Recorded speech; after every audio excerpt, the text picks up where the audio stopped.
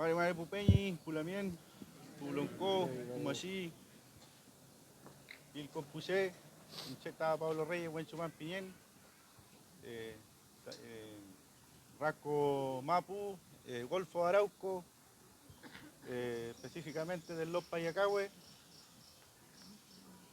Viajamos desde lejos en apoyo al Peñi que está secuestrado por esta vil justicia y nosotros de alguna manera respondimos a ese llamado a dar enhorabuena a la familia del Peñi porque nuestro Peñi lo necesita y de alguna manera los que somos conscientes que estamos en la lucha por la liberación del pueblo nación mapuche nos hacemos presentes aquí y sentimos esa responsabilidad de estar con nuestros peñis que están en la lucha, en la justa lucha mapuche.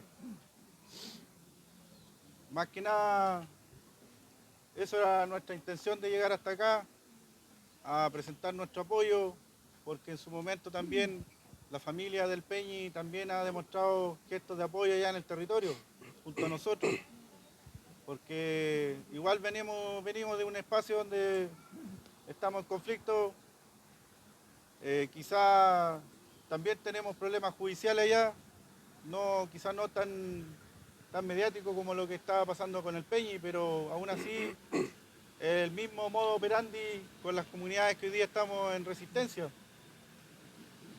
De alguna manera los quieren tener dando vuelta en estos edificios, en estos espacios, pero desde aquí igual le decimos que nuestra gente igual es fuerte, siempre lo han hecho.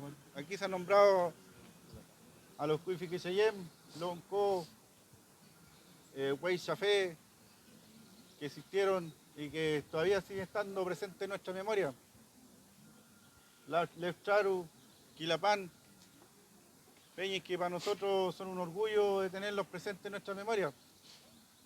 Así que más que nada, desde el Golfo de Arauco, venimos a dar este fraterno apoyo a los Peñi y la Mien, a la familia, al Peñi Luis, que se encuentra ahí secuestrado por esta justicia.